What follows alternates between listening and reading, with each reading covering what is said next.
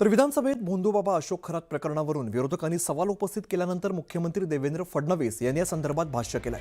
अशोक खरात प्रकरणी उद्या सखोल निवेदन देणार असल्याची माहिती त्यांनी दिली आहे। तर घडलेला प्रकार अतिशय गंभीर असून या प्रकरणी कोणालाही सोडलं जाणार नसल्याची तंबी देखील मुख्यमंत्र्यांनी दिली आहे। तसंच हा राजकारणाचा विषय नाही असंही मुख्यमंत्र्यांनी सांगितलंय।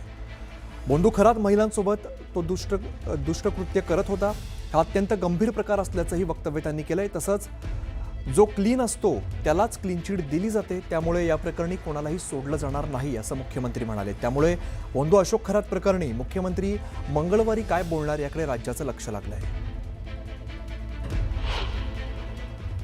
जो विषय घडलेला आहे तो अत्यंत गंभीर आहे। या व्यक्तीने आपल्या तथाकथित शक्तींचा दुरुपयोग करून आणि दिशाभूल करून अनेक महिला ज्या आहेत यांच्यासोबत गैरव्यवहार दुष्कृत्य केल्याचं समोर येत आहे। या संदर्भात मी सभागृहाला अवगत करू इच्छितो की या संदर्भातली कारवाई ही आपल्या पोलिसांनी प्रोएक्टिव्हली केलेली आहे। दोन्ही बाजूला माझी विनंती आहे की हा आपल्या कोणाहीकरता राजकारणाचा प्रश्न नाही आहे, हा महिलांच्या डिग्निटीचा प्रश्न आहे। अशा प्रकारे महिलांचा दुरुपयोग करणं आणि त्यांना काहीतरी वेगळ्या पद्धतीचं भासवून वेगळ्या शक्ती आहेत असं सांगून आणि जणू काही त्या जे काही समर्पण करतायत ते करणं हेच त्यांचं इति कर्तव्य आहे, अशा पद्धतीचं त्यांचं ब्रेन वॉशिंग करणं, अशा अनेक गोष्टी याच्यामध्ये करण्यात आलेल्या आहेत। त्यामुळे निश्चितपणे याचं गांभीर्य लक्षात घेऊन उद्या या संदर्भात मी जे काही तुम्ही ठरवाल पण याचं पूर्ण अगदी सखोल निवेदन मी करेन। रुपाली चाकणकर आणि भोंदू खरातचे अजून काही फोटो समोर आलेत। न्यूज 18 मराठी सूत्रांकडून हे फोटो मिळालेत। चाकणकर आणि खरात कुटुंबियांचे कौटुंबिक संबंध होते असं या फोटोतून दिसतंय। मागील वर्षी 13 मेला रुपाली चाकणकर यांच्या भाच्याचं लग्न महाबळेश्वरला झालं होतं आणि त्या लग्नासाठी खरात कुटुंब आलेलं होतं। त्यावेळेला रुपाली चाकणकरांनी खरातांचं स्वागत केलेलं होतं। तेव्हाचा फोटो समोर आलाय आणि शिवनिका संस्थांच्या कामांसाठी खरेदी करण्यात आलेल्या कारच्या आगमनाच्या वेळेला फोटोत आपल्याला रुपाली चाकणकर, पोपटराव पवार, माजी मंत्री दीपक केसरकर दिसून येत आहेत।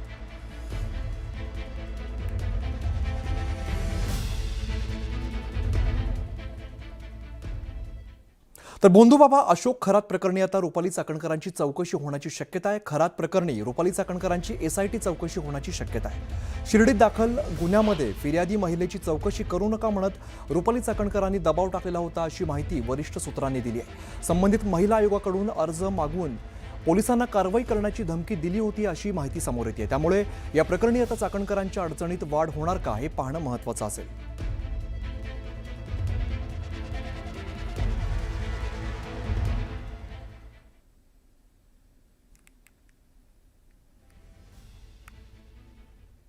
भोंदू अशोक खरात प्रकरणामध्ये महिला आयोगाचं अध्यक्षपद गेल्यानंतर आता रुपाली चाकणकर आणखीन अडचणीत सापडलेल्या आहेत। राष्ट्रवादीच्या महिला प्रदेशाध्यक्ष पदावरूनही चाकणकरांची उचलबांगडी होणार अशी माहिती सूत्रांनी दिली आहे। तर राष्ट्रवादीच्या नेत्यांच्या बैठकीत याबाबत चर्चा झाल्याचंही कळत आहे। रुपाली चाकणकर यांना प्रदेशाध्यक्ष पदाचाही राजीनामा द्यावा लागणार असल्याची माहिती वरिष्ठ सूत्रांनी दिली आहे। दरम्यान पक्षाची प्रतिमा मलिन होत असल्यामुळे पक्षश्रेष्ठी चाकणकरांविरोधात कडक निर्णय घेण्याची दाट शक्यता आहे।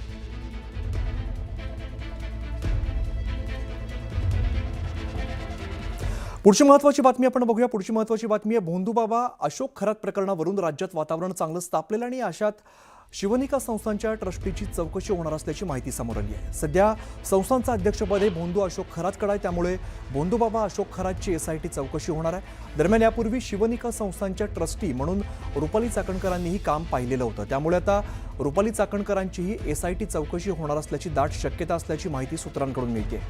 या चौकशीमध्ये मंदिर संस्थानातील कारभाराबाबत तपास होणार असल्याची माहिती आहे।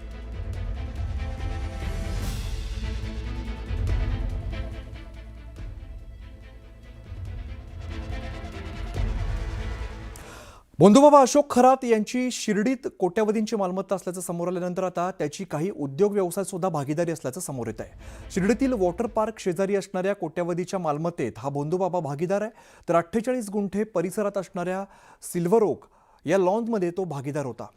शिवनिका ट्रस्टचे उपाध्यक्ष जितेंद्र शेळके यांचे बंधू महेंद्र शेळके यांच्या लॉनमध्ये कोट्यावधींची गुंतवणूक या बंधुबाबानं केली आहे। शिर्डीत अनेक मालमत्ता असल्याची चर्चा असून मालमत्ता त्याने कशा मिळवल्या याची चौकशी होणं गरजेचं आहे। बंधुबाबा अशोक खरात याच्या शिर्डीमध्ये कोट्यावधीच्या प्रॉपर्टीज ज्या आहेत त्या असल्याचं समोर येत आहे। अनेकांशी त्याची भागीदारी देखील असल्याचं समोर येत आहे। मी आता शिर्डीमधल्या अशाच एका पॉश एरियामध्ये आहे, जिथे साई सिल्वर ओक हा जो लॉन्स आहे, साधारण 48 गुंठे ही जमीन आहे आणि जिथे मोठा लॉन्स बांधलेला आहे, रो हाऊसेस आहेत, फ्लॅट्स आहेत, अगदी मोक्याच्या ठिकाणी असलेला हा जो लॉन्स आहे, यामध्ये अशोक खरात याची भागीदारी आहे। खरं तर याचे मालक जे आहेत ते महेंद्र शेळके आहेत आणि त्यांच्याशी भागीदारी अशोक खरातची आहे। काही वर्षापूर्वीच त्यांनी ही भागीदारीमध्ये सहभाग त्यांचा झालेला आहे। त्यामुळं अनेक अशा मालमत्ता आहेत ज्यामध्ये अशोक खरातची भागीदारी असल्याचं समोर येत आहे। मग शिर्डीतल्या मोक्याच्या ठिकाणच्या जागा असतील, बायकोच्या नावे जागा असतील, त्यामुळं एक ना अनेक त्याची जी माया जमवलेली आहे ती शिर्डीमध्ये मोठ्या प्रमाणामध्ये असल्याचं दिसतंय। खरं तर या सगळ्यांची चौकशी होणं गरजेचं आहे। या सगळ्या माया त्यांनी जमवल्या कुठून?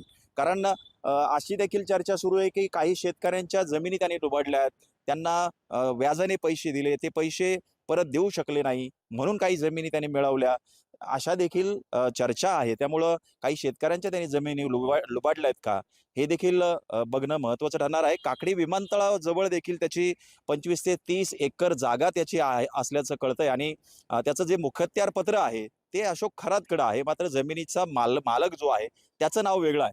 त्यामुळं SITने या सगळ्या प्रकरणांची चौकशी करणं गरजेचं आहे आणि एवढी सगळी संपत्ती त्यांनी जमवली कशी हे देखील उघड होणं गरजेचं आहे। हरीश दिमोटे, न्यूज 18 मराठी, शिर्डी, अहिल्यानगर। तर लैंगिक शोषण प्रकरणामध्ये पोलिसांच्या ताब्यात असलेल्या अशोक खरात विरोधात आता लैंगिक शोषणासोबतच जमिनी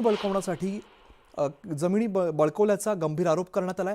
नाशिकच्या पाथर्डी परिसरामध्ये एका व्यक्तीचा अपघातात मृत्यू झालेला होता। हा मृत्यू अपघात नसून अशोक खरातने घडवून आणलेला घातपात आणि खून होता असा गंभीर आरोप अपघातात मयत झालेल्या व्यक्तीच्या भावानं केलाय।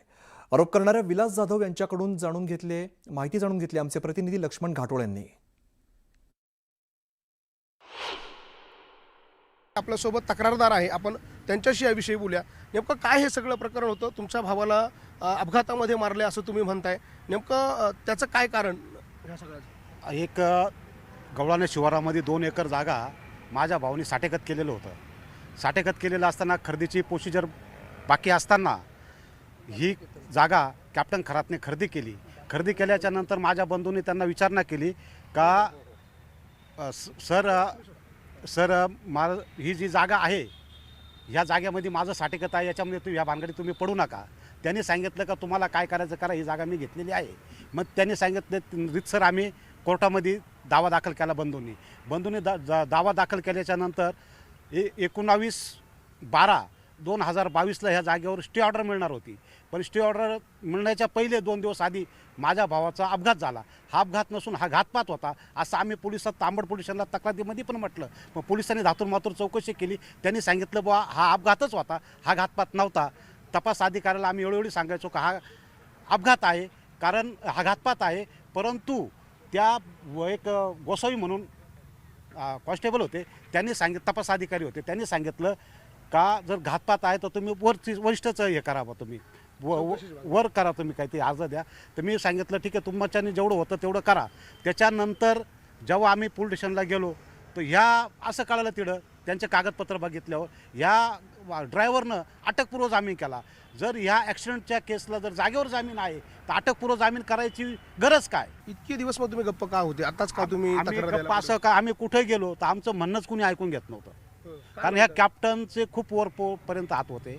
पार मुख्यमंत्री उपमुख्यमंत्री कुठल्या याच्यातले असो, मग महाविकास आघाडी असो नाही तर महायुती असो, प्रत्येकाशी त्याचे संबंध होते।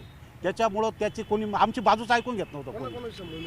प्रत्येकाशी संबंध होते, पार विरोधी पक्ष नेत्यांशी बिन सगळ्यांशी, पण आमची बाजू कोणी मांडत नव्हतं, कारण आम्ही गरीब असल्यामुळं आमची बाजू कोणी ऐकलीच नाही। या जागेची काय किंमत होती? ह्या जागेची साधारणतः तिकडे व्हॅल्युएशन जरी कमी असेल पण साधारण एक शशिकांत शिंदे बोला. नाही नाही, ते शिंदे उद्या बोलणार आहेत. ठरलेलं नाही. नाही नाही, अहो ही सगळी लढाई शिंदेमध्ये चालली आहे. ती साताऱ्यात शिंदे, इथे शिंदे, काय चाललंय काय? ही शिंदेशाही किती? त्यामुळे तुमचं ऐकायचं ठरलंय.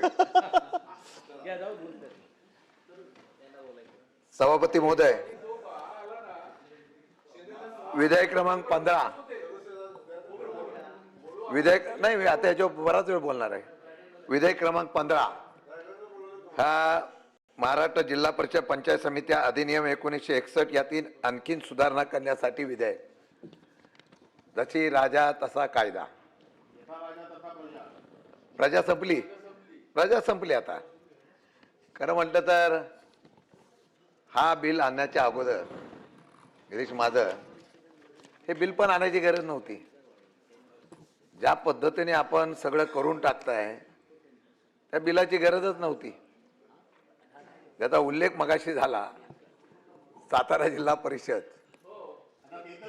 आणि मला खरंच सभापतीबद्दल एवढा आम्हाला अभिमान होता.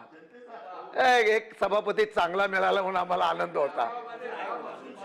आणि आहे अजून तुमच्यात आम्हाला राम बघायचा आहे.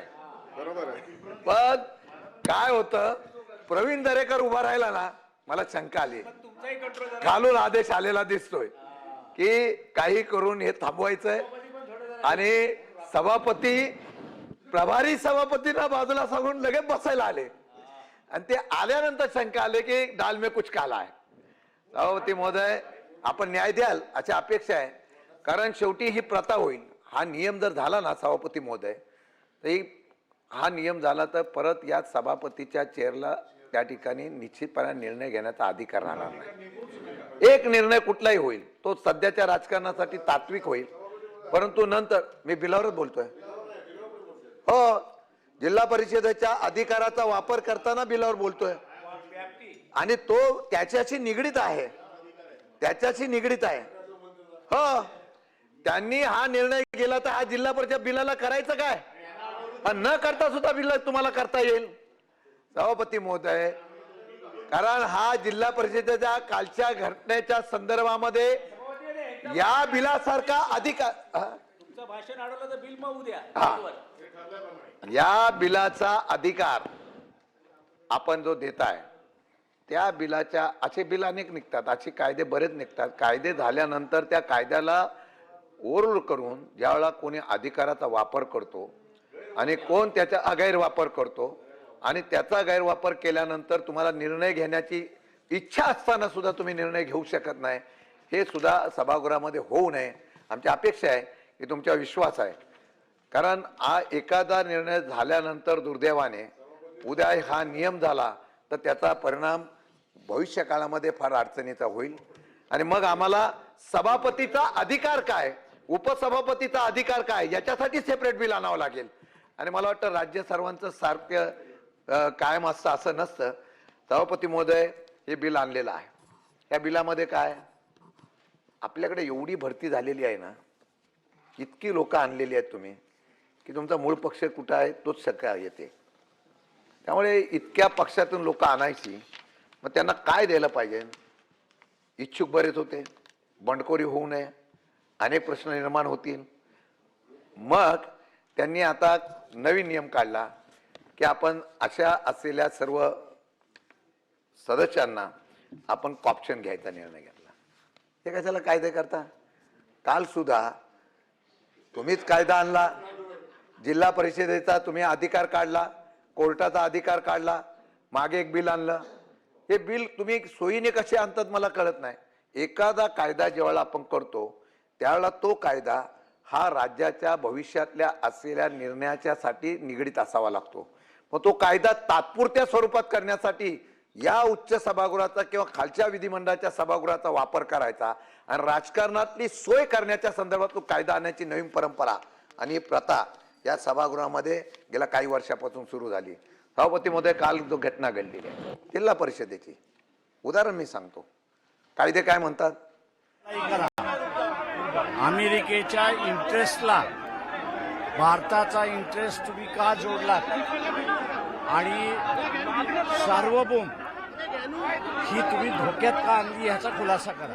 आपण अनेक विषयांना हात घातला Epstein फाईल पासून अगदी इराणचा मुद्दा. बरोबर आहे, इराणने आम्हाला मदत केली. आताही त्यांनी असणारा तेल आणि गॅस दोन्ही असणाऱ्या बोटी सोडलेल्या आहेत, पाठवलेल्या आहेत. तेव्हा आम्ही इराणच्या विरोधात का? मोठ्या संख्येने कार्यकर्ते आहेत.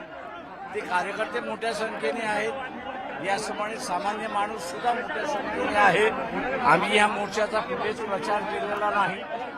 आम्ही फक्त मोर्चा जाहीर केला आणि लोकांना आवाहन केलं की ज्यांना वाटतंय काँग्रेस आणि समाजवादी पक्ष सगळे आहेत. हो सगळे आहेत आणि आम्ही तिथे असताना हे केलं होतं की ज्यांना वाटतंय की मोदीने देशाला विकलेलं आहे त्या सगळ्यांनी यावं.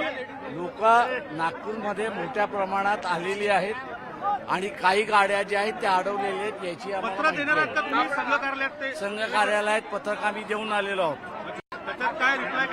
अजून काही चालला नाही.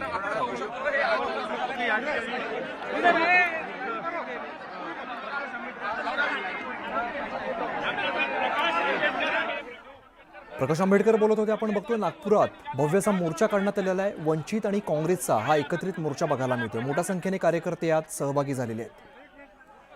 विविध विषयांवरती प्रकाश आंबेडकर बोलत होते. सर्वसामान्य नागरिकांना आवाहन केलंय की मोर्चामध्ये सहभागी व्हा असं त्यांनी सांगितलं आणि मोठ्या संख्येने हा मोर्चा नागपुरात पार पडतोय. वंचित आणि काँग्रेसचा एकत्रित मोर्चा आपल्याला नागपुरात बघायला मिळतोय. उदय तिमांडे आमचे प्रतिनिधी आपल्याला अधिकची माहिती देत आहेत. उदय, अतिशय भव्य असा मोर्चा सध्या नागपुरात बघायला मिळतोय.